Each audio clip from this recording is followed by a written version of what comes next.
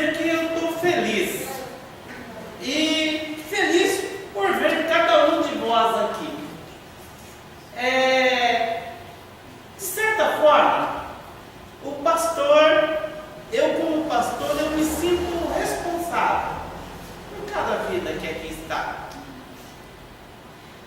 Como cristão, a gente vê o exemplo de Cristo. Antes dele morrer, ele faz uma reflexão, uma análise. E ele fala: Deus, eu cuidei de todos. Só escapou um, que foi aquele que estava destinado à traição, aquele que me traiu. Mas o restante, todos estavam guardados. E como pastor nós temos esse amor. E ontem estava eu também em uma conferência de avivamento da nossa denominação. E ali eles estavam mostrando formas de trabalhar com pessoas, de ganhar pessoas. Só que o método que essa igreja está usando, ela está crescendo muito, é uma das nossas igrejas de Cambé. Ela nos últimos anos duplicou, triplicou de membros. O método não é um método normal, porque o método normal, muitas vezes a gente fala, ganhar não é tão difícil ganhar a pessoa para Jesus. Só que lá, eles estavam mostrando que para ser eficiente você tem que primeiro ganhar, depois você tem que discipular e consolidar, depois você tem que treinar, e treinar dá trabalho, irmãos. Treinamento não é algo fácil.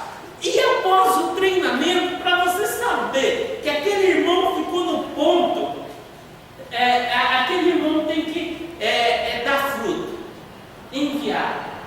Aquele irmão tem que começar do princípio de novo a fazer com outras pessoas. E aí eu já tinha no meu coração uma mensagem e o propósito dessa noite. Se eu conseguir nesta noite fazer com que cada pessoa, e não são poucas pessoas que aqui estão nessa noite, cada pessoa que aqui está, cada ouvinte que aqui está, e aqueles que nos ouvirão pela internet, através das filmagens do vídeo, eles reconhecerem e tiverem a consciência que existe aí afora uma humanidade enferma. E essa humanidade está enferma de quê? Qual é a causa da doença? O pecado. E o que o pecado faz com essas pessoas? O pecado separa essas pessoas de Deus. O pecado determina que essas pessoas já nasçam em pecado e o salário desse pecado é a morte. E falando em questão de morte, eu assisti a semana passada um filme chamado Guerra Mundial C. Esse filme, ele fala de que surge na humanidade um dia normal e surge um parasita, surge um vírus produzido por um homem, e esse vírus ele começa a infectar as pessoas e de repente toda a humanidade se torna como zumbis. Ele se torna, essa humanidade se torna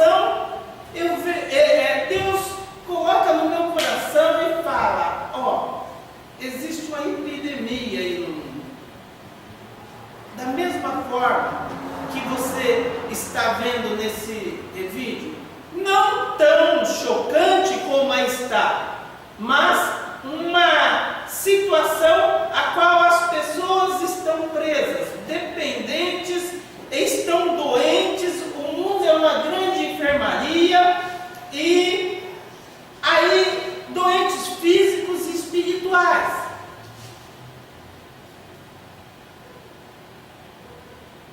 E a causa dessa doença é o pecado. E qual é a solução dessa doença? Aí nós vamos para a palavra Romanos 5,19.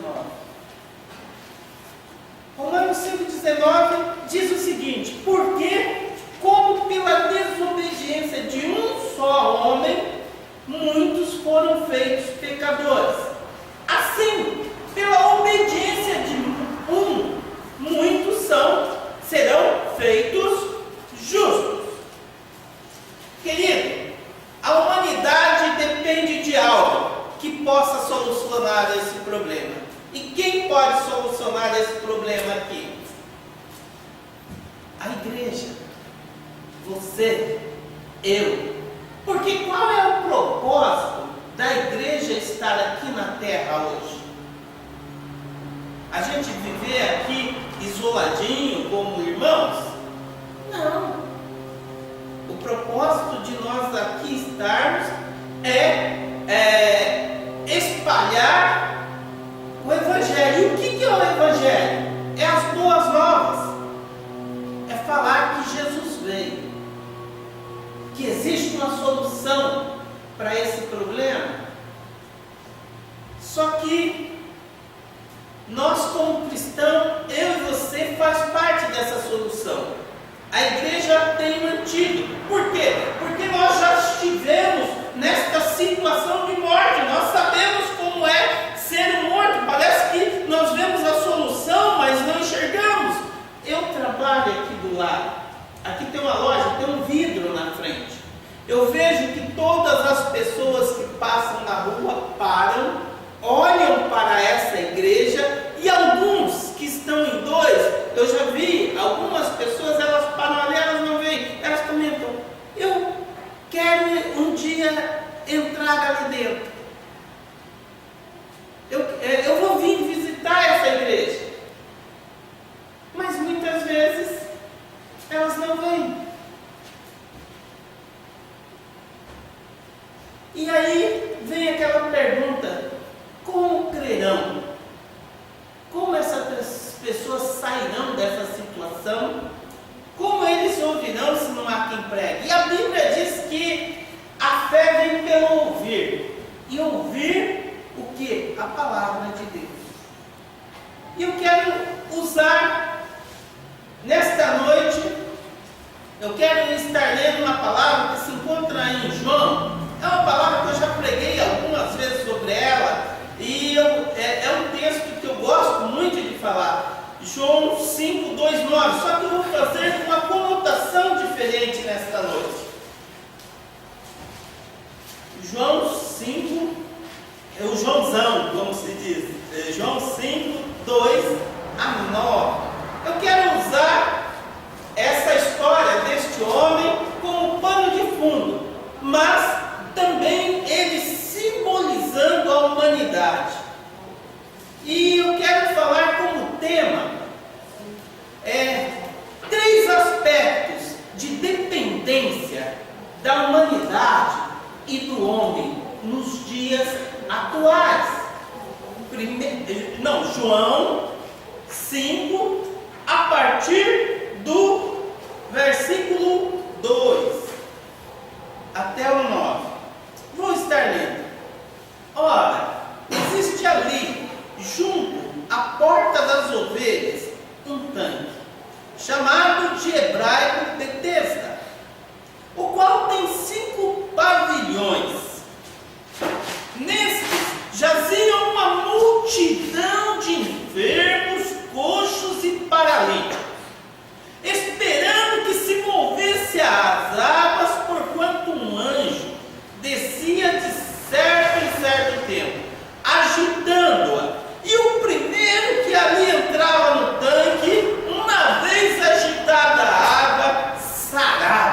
de qualquer doença que tivesse. Estando ali um homem enfermo, havia 38 anos. Jesus, vendo-o deitado e sabendo que estava assim há muito tempo, perguntou-lhe: queres ser curado? Respondeu o enfermo: Senhor, não tenho ninguém que me ponha no tanque quando a água é agitada, pois quando eu vou, desce outro antes de mim. Então lhe disse Jesus: levanta, toma o teu leito e anda. Imediatamente o homem se viu curado, e tomando o leito, pôs-se a andar. E aquele era dia de sábado. É um texto que nós já ouvimos muito sobre ele. Só que eu quero falar e ligar esse texto atualmente também com o mundo. E eu quero dizer nesta noite, o primeiro ponto está no versículo 3 desse texto. Há uma dependência de espera no mundo. E havia uma dependência de espera deste homem. Olha o versículo 3. Neste jazia uma multidão de enfermos, coxos e paralíticos. E olha o que fala no versículo 4. O que eles faziam? Eles estavam esperando. Esperando o quê? Algo que acontecia eventualmente. E aí vem na minha mente a seguinte coisa. O paralítico, ele estava tão perto, mas tão perto da cura e impossibilitado de tê-la. Por quê? E eu vejo hoje as pessoas tão perto de igrejas, mas muitas vezes aquilo que seria a cura se torna um obstáculo. Nós vemos aqui que o próprio tanque era um obstáculo para aquele homem. Provavelmente, como era um tanque, existia uma pequena mureta para que crianças não caíssem lá dentro, para que a água não transtornasse, mas existia algo. E o que acontecia? Toda essa multidão que estava ali em volta, ela ficava esperando algo que não sabia nem quando ia acontecer.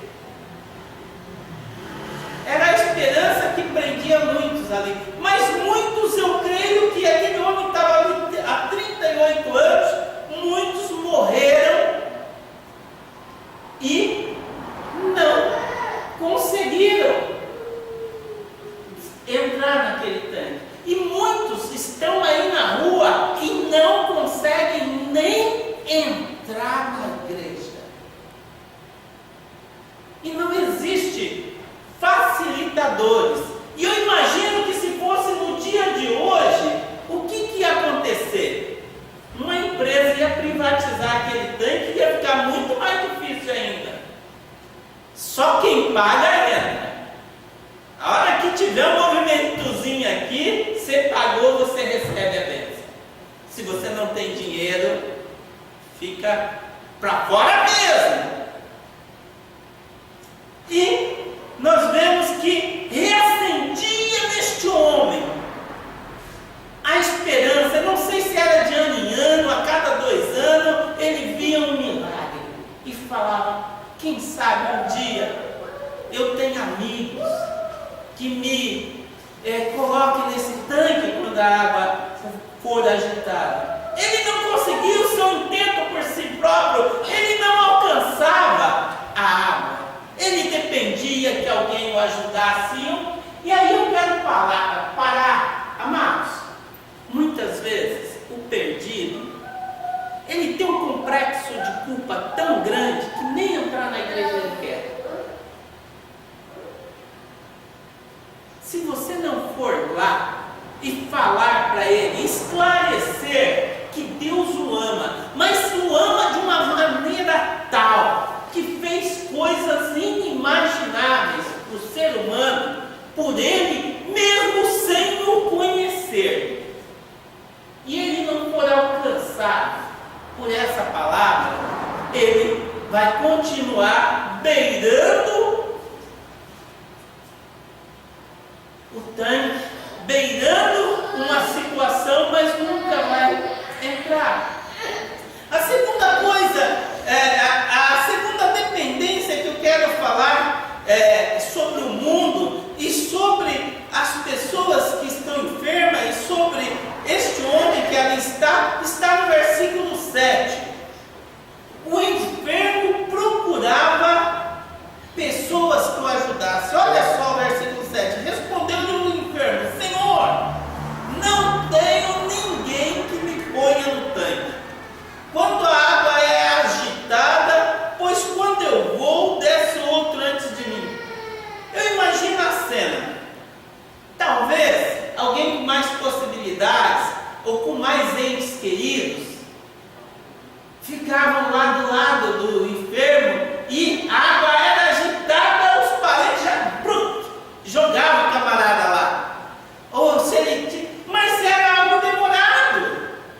E eu imagino que se esse homem não morasse ali, a família dele já tinha até desistido. Ele não tinha desistido, mas a família diz aqui que ele estava no leito. Então, provavelmente eles traziam esse homem no leito de manhã, deixavam ali naquele lugar como se fosse uma creche. Deixavam esse homem ali o dia inteiro, tendo um pouquinho de esperança, o dia inteirinho sozinho, e só vinham buscar a noitinha. E aquele homem ficou a vida dele toda ali, tão perto, mas tão longe da bênção. Ele era incapaz por si mesmo. Havia uma necessidade de remover o obstáculo. Ele dependia de alguém para ajudar. Só que recorrer a terceiros também havia uma incapacidade, porque havia várias outras pessoas ali e todos queriam a mesma coisa. E hoje nós vemos no mundo que às vezes as pessoas falam: se eu ganhar na loteria, olha quantos milhões jogam na loteria, meus problemas estão resolvidos. Será que estão? Muitos jogam o café da manhã das crianças. Muitos. Aquilo que seus filhos iriam comer no almoço para um sonho de um dia ganhar na loteria. Porque eles acham que aquilo vai resolver o problema deles. Só que, queridos, muitas vezes, aquilo que parece que vai nos resolver os nossos problemas, não resolve e se torna um tropeço, porque nós não enxergamos mais nada. Olha só, aquele homem, ele precisava de intercessão, só que ele não enxergava mais solução alguma. 1 Timóteo, capítulo 2, versículo 5 diz: porque há um só Deus e um mediador entre os homens, que é Jesus Cristo, o homem. Nós não ouvimos mais falar desse poço de Betesda depois dessa situação. Por quê? Aquilo era um paliativo, amados. Hoje tem a igreja. E o que a igreja tem que fazer? A palavra de Deus diz que os meus sinais seguirão aqueles que creem. Então, o que tem que acontecer na igreja? Milagre. As pessoas têm que conseguir chegar até a igreja, e aqui ela tem que ver aquilo que ela dependia. Ela tem que ver que existem intercessores,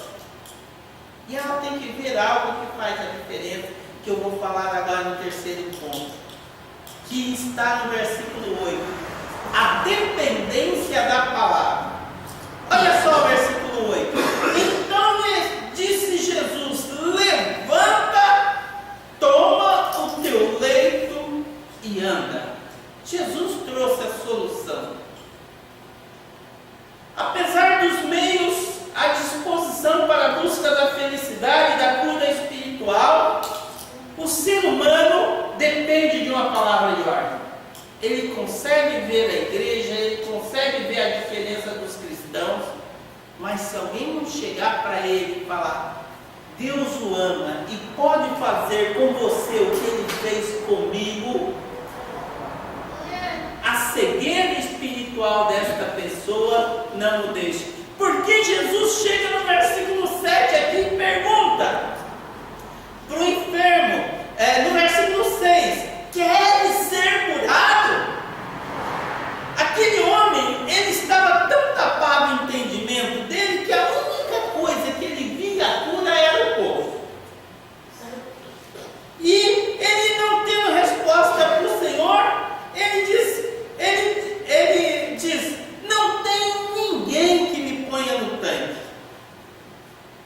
Olha só, ele estava diante, eu creio que aquele homem, ninguém nem devia conversar com ele, porque eu imagino os rumores de Jesus na cidade, curando, e ali um lugar de um monte de coxos, aleijados, e Jesus chega e vai de encontro com aquele homem, e aquele homem nem os outros aparentemente conheciam Jesus.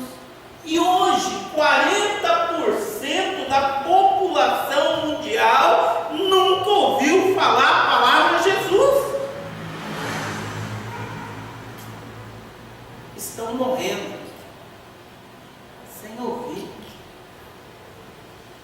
Com tanta tecnologia, com tanta coisa, investimento em tantas coisas, mas a igreja está omissa. A igreja está omissa. Eu e você estamos omissos. Porque senão nós teríamos renovado ao nosso redor, não teria tantas pessoas sofrendo. Só sofreriam se quisessem. Porque nós temos a solução. Eu tenho convicção que essa solução aconteceu comigo. E eu creio que a cada um de vocês aqui.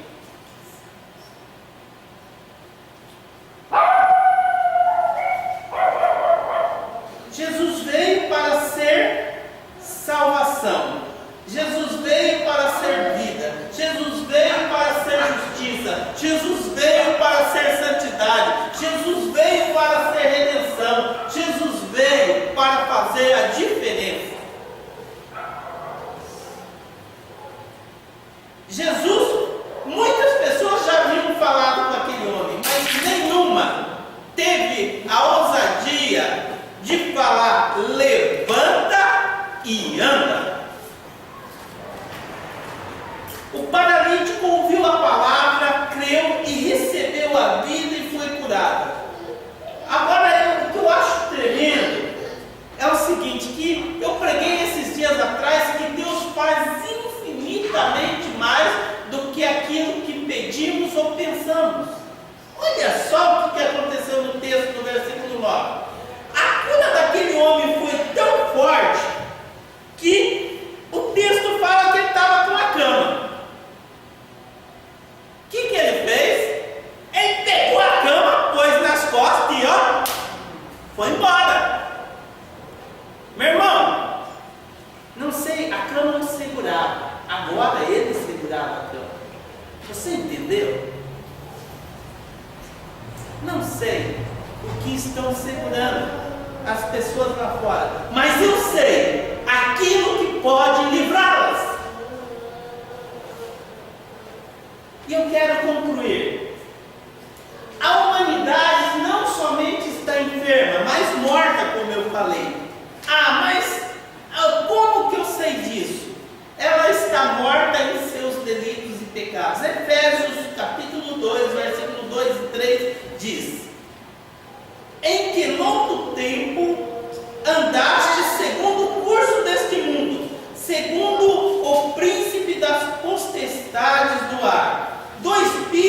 agora opera nos filhos da desobediência. Versículo 3: entre os quais todos nós também antes andávamos nos desejos da nossa carne, fazendo a vontade da carne e dos pensamentos, e éramos por natureza filhos da ira, como os outros também, diz essa versão. E o que acontece? Tudo que é morto precisa do quê? Vida. E o próprio texto fala aqui no versículo 25. Olha o que acontece no versículo 25. João 5:25. Vou achar aqui. Em verdade vos digo, que vem a hora, e já chegou, que os mortos ouvirão a voz dos filhos de Deus, e os que ouvirem de antemão viverão. Ei, glória a Deus! Existe um antídoto nas nossas mãos. Basta falar. Mas eu vou falar, e o que a pessoa vai achar de mim? Nós estamos preocupados, querido, com aquilo que vão dizer de mim, com a nossa reputação. Queridos, quando você aceitou a Cristo, a sua reputação está em Cristo. Você não fala mais por você. Agora não sou eu mais que vivo, é Cristo que vive em mim. Agora, qual é a reputação que eu tenho que defender? A minha ou a de Jesus? E você acha que quando nós falamos, Jesus não faz nada? Olha só, éramos cegos, estávamos mortos, e Jesus veio nos visitar. Ouvimos a palavra do Evangelho e passamos da morte para a vida. João 5:24.